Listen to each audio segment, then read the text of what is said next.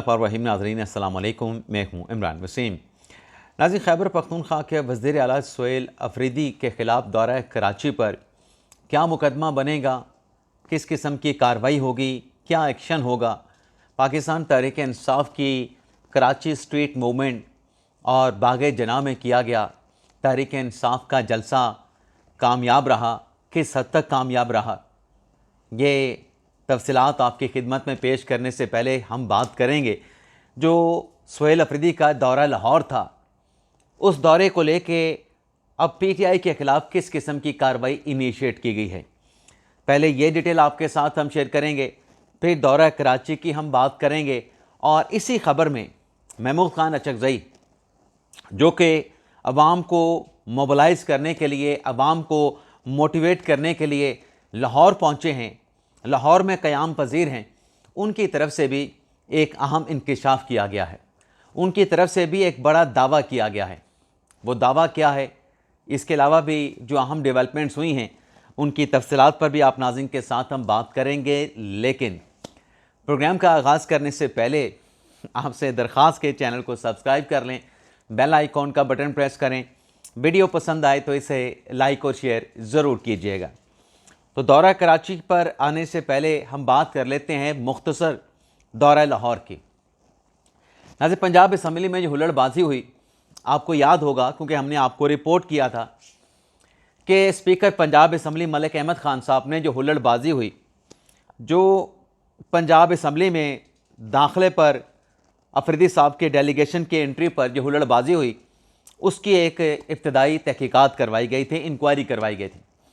और वो inquiry security forces ने या लॉ इन्फोर्समेंट इदारे ने नहीं की थी, लेकिन वो रिपोर्ट जब मुरतब होकर स्पीकर पंजाब असम्बली मलिक अहमद ख़ान साहब के पास आई तो उनकी तरफ से कुछ बातें कही गईं।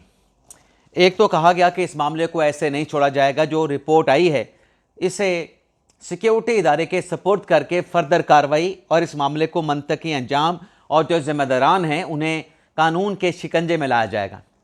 दूसरी उनकी तरफ से बात कही गई कि ये जो डेलीगेशन तहरीक इंसाफ का पंजाब असम्बली आया था उसमें नामालूम अफराद भी थे, उसमें मुकम्मल जो इन्फॉर्मेशन थी वो भी तहरीक इंसाफ की डेलीगेशन PTI के वज़ीर आला सुहेल अफरीदी की जानिब से नहीं फराहम की गई थी कि उनके साथ जो लोग आ रहे हैं उनके अलावा मज़ीद कितने लोग होंगे, गाड़ियों के नंबर क्या होंगे, शिनाख्ती कार्ड क्या होंगे। तो ये इन्फॉर्मेशन फराहम नहीं की गई, बल्कि मलिक अहमद ख़ान ने तो कहा था कि कुछ सज़ा याफ्ता लोग भी सुहेल अफरीदी के साथ पंजाब असम्बली में आए।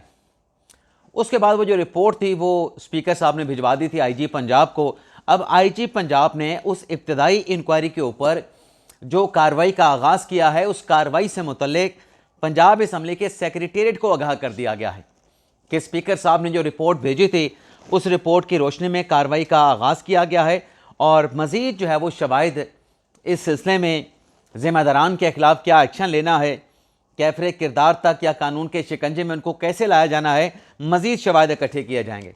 हालांकि स्पीकर मलिक अहमद ख़ान साहब ने यह कहा था कि जो रिपोर्ट हमने मुरतब की है उसमें वीडियो एविडेंस भी मौजूद है। तो देखते हैं अफरीदी साहब के डेलीगेशन दौरा लाहौर से मुतल्लिक अब IG पंजाब ने जो कार्रवाई का आगाज़ किया है, ये कार्रवाई किस करवट बैठती है और कौन कौन लोग जो है वो शिकंजे में आते हैं। नाज़रीन, लाहौर की चूँकि बात हो रही है तो यहीं पे जिक्र कर लेते हैं महमूद खान अचकज़ई साहब का, सीक्वेंस में बात कर लेते हैं।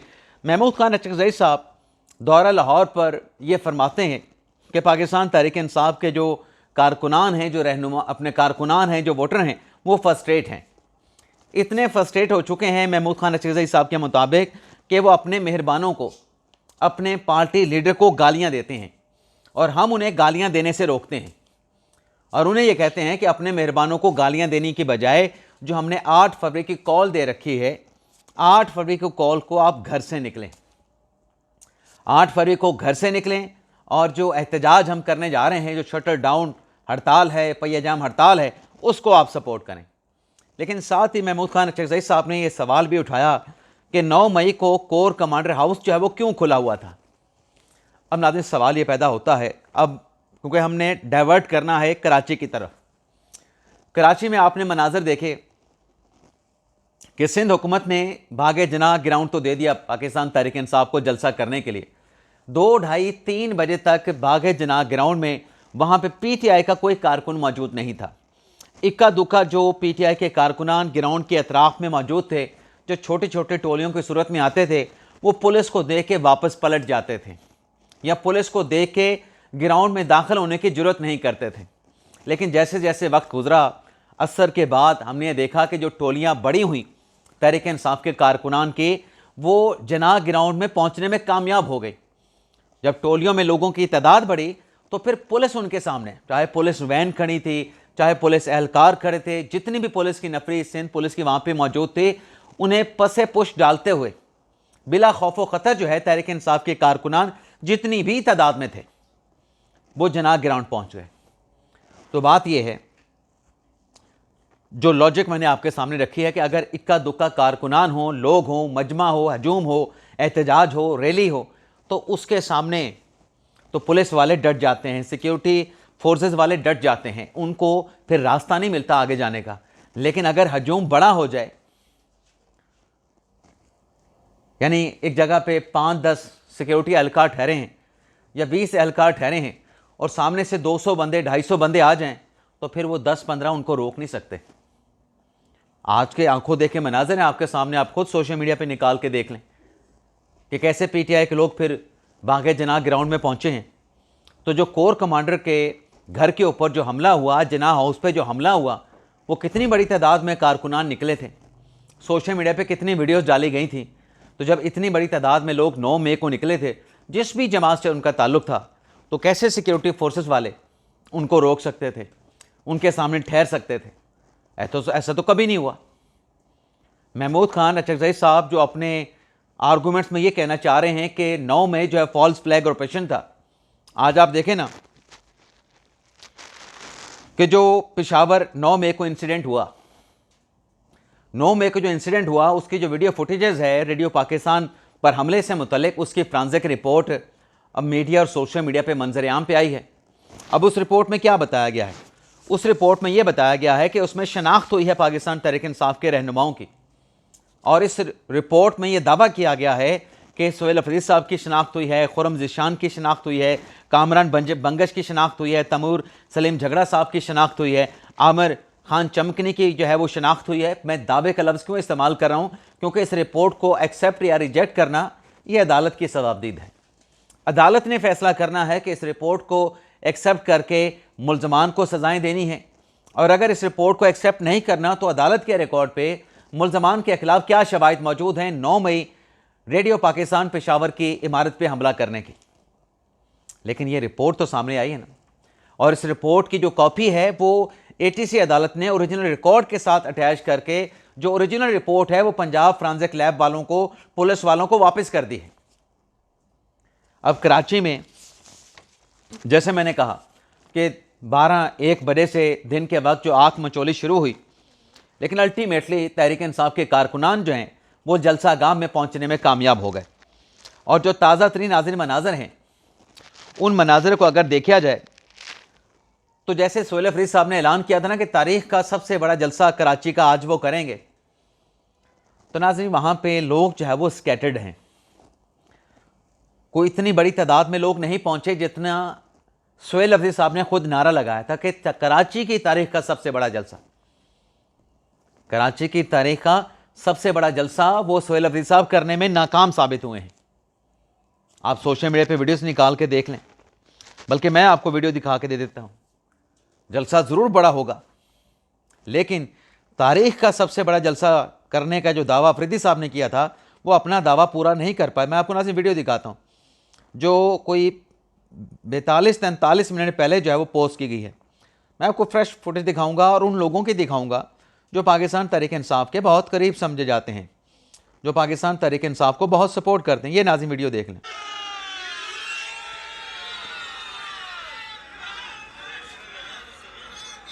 ये कितनी देर पहले की नाज़रीन मैं आपको दिखाऊं? ये नाज़रीन है 8 मिनट पहले की वीडियो, और इसमें आप ये देख लें, ये वीडियो अगर आप इसको देखें बड़े करीब से गहराई के साथ, तो लोग जो है इतनी बड़ी तादाद में भी नहीं, वीडियो में ज़्यादा नज़र आ रहे हैं बेशक, लेकिन आप अगर उनमें फासला देखें तो ये कोई बहुत बड़ा हज़ारों का मजमा नहीं है। कराची में तो लाखों के मजमे हुए हैं, लाखों के जलसे हुए हैं, तहरीक इंसाफ ने किए हैं।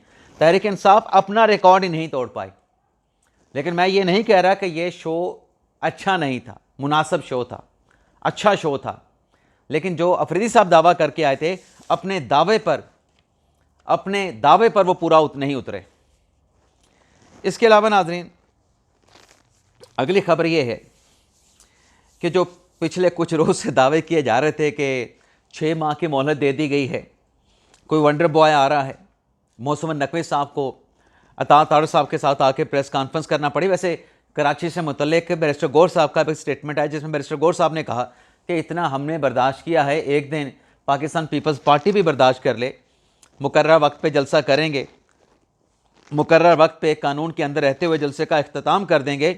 तो आखिरी दिन बैरिस्टर गौर साहब ने कहा कि बदमज़गी नहीं होनी चाहिए और हमारा ये जलसा किसी के ख़िलाफ़ नहीं है। अब नाज़रीन, जो सिस्टम को तलट-पट होने, सिस्टम के तलट-पट, फिर गलत कह दिया, सिस्टम के चोक डाउन होने की जो खबरें चलाई जा रही थी कि सिस्टम तलट पलट हो जाएगा, 6 माह के बाद न जाने क्या होगा, कोई वंडर बॉय सोना नहीं हीरा की तलाश जो है वो शुरू कर दी गई है।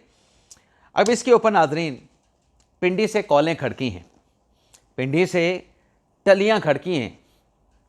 और जैसी बात है कि आजकल के दौर में व्हाट्सएप कॉल का इस्तेमाल ज़्यादा होता है। और उसमें हुआ क्या, मोहम्मद मालिक साहब ने कहा कि 6 माह के बाद, इस हुकूमत के पास 6 माह की मोहलत है, उसके बाद फिर क्या होगा, उसके बाद फिर दमादमस्त कलंदर होगा। लेकिन कल मुख्तलिफ प्रोग्राम्स में इन साफ़ियों को लिया गया, मालिक साहब को लिया गया।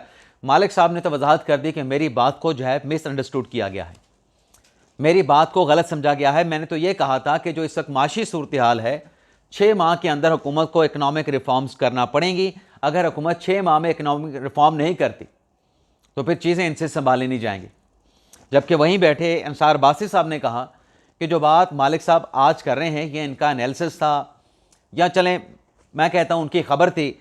अंसार बासी साहब ने कहा कि जब मैंने सुना मालिक साहब को तो मुझे तो ये लगा कि 6 माह की जैसे मोहलत दे दी गई कि 6 माह के बाद निज़ाम तब्दील हो जाएगा। जो चेहरे हैं, अब चेहरे में ज़्यादा बात प्राइम मिनिस्टर की होती है, सर्कल प्राइम मिनिस्टर होता तो प्राइम मिनिस्टर चेंज हो जाएंगे। ये अंसार बासी साहब ने कहा कि मुझे तो मालिक साहब की बात से ये समझ लगी। और फिर जो कॉलम लिखा सोहेल वड़ाई साहब ने, आज वैसे वड़ाई साहब ने एक और भी कॉलम लिखा है, उस कॉलम में उन्होंने जो जनाब अंसार अब्बासी साहब हैं उनकी तारीफ़ की है, उनको सीनियर कहा है, उनको मोतबर कहा है और सच्चा कहा है, उनके जो सोर्सेज हैं उनको भी मोतबर बावसूख कहा है। लेकिन अपने से मुतल्लिक सोहेल वड़ाई साहब ने कहा कि मेरे तो जो ज़राए हैं वो भी मोतबर नहीं, हम झूठे सही, इस तरह की बातें उन्होंने अपने कॉलम में लिखी हैं। लेकिन जो आज व्लॉग उन्होंने किया है सोहेल वड़ाई साहब ने, अब उस वड़ाई के बाद, उस पॉडकास्ट के बाद जो कि वड़ाई साहब ने मंसूर खान साहब के साथ किया है, मंसूर खान साहब जो एंकर हैं, मंसूर शाह साहब मेरे मुंह से निकल गया। अब उसमें सोहेल वड़ाई साहब ने जो कहा ना कि वंडर बॉय का मतलब इक़्तिदार की तब्दीली नहीं, बाज़ औक़ात ख़बर इसलिए दी जाती है कि ऐसा ना हो। अब नाज़रीन सवाल ये पैदा होता है, मेरे सीनियर हैं और मैं बिल्कुल उनका रिगार्ड करता हूँ, उनकी शान में गुस्ताखी का सोच में नहीं सकता, लेकिन इख्तलाफ करने की जिसारत तो कर सकता हूँ। जो बात सोहेल वड़ाई साहब ये कर रहे हैं कि वंडर बॉय का मतलब इक़्तिदार की तब्दीली नहीं, बाज़ औक़ात ख़बर इसलिए दी जाती है कि ऐसा ना हो। अब ये बात वड़ाई साहब ने जो की, इसको अगर आप मिनवन ऐसे तस्लीम कर लें तो वड़ाई साहब की क्रेडिबिलिटी कहाँ पे जाएगी? ये तो वड़ाई साहब की अपनी क्रेडिबिलिटी के ऊपर क्वेश्चन होगा कि आप इस तरह की खबरें, इस तरह के कॉलम भी लिखते हैं जिसमें आपकी कोई मंशा, आपकी कोई ख्वाहिश है। साफ़ी की तो कोई ख्वाहिश नहीं होती फिर। और फिर वड़ाई साहब ने आज जो कॉलम लिखा उसमें और भी बातें की कि बात वंडर बॉय की नहीं, बात दरअसल सोने की जगह हीरे के तलाश की भी नहीं, बात दरअसल गवर्नेंस की है। लेकिन वहाँ पे तो कुछ और लिखा गया, वहाँ पे जो कुछ और लिखा गया यहाँ पे कुछ और कहा गया। तो मेरे ख्याल से पिंडी से जो कॉलें खड़की हैं, जो टलियाँ खड़की हैं, उसके बाद मालिक साहब ने भी क्लियर कर दी है पोजीशन, और सुहेल वड़ाई साहब ने भी पोजीशन क्लियर कर दी। वैसे जो वड़ाई साहब का कॉलम था उसमें पहले भी कहा गया था कि ये अफवाहें हैं, पहले भी कहा गया था ये अफवाहें हैं। तो जब अफवाहें हैं कि अफवाह साज ये लोग कह रहे हैं, तो मेरे ख्याल से फिर वड़ाई साहब को ये जो बात उन्होंने मंसूर अली खान साहब के पॉडकास्ट में की, ये बात उनको नहीं कहना चाहिए थी। उनको फिर इसी बात पे स्टिक रहना चाहिए था कि ये बातें मार्केट में हो रही हैं। तो मैंने वो मार्केट वाली बातें, चहमगोइयाँ, सरगोशियाँ तहरीर की हैं, और मेरे मुताबिक वो कह देते कि निज़ाम बड़ा मजबूत है, फ़िलहाल इस निज़ाम को कोई छेड़ नहीं सकता। लेकिन पाकिस्तान में कल क्या हो जाए कोई यकीन के साथ नहीं कह सकता। कोई अगर इस उम्मीद पे आया था माजी में कि मैं ताहयात रहूँगा, वो ताहयात नहीं रह पाया। आखिर एक दिन उसको जाना पड़ा। जो ताहयात रहने के पे आए थे, ऐसे लोग भी थे जो मर के गए, लेकिन उनका जो इक़्तिदार था वो कितना तवालत अख्तियार किया उसने, कितना लंबा था, चंद सालों का ही ना। 77 में आए, 88 में अब चले गए।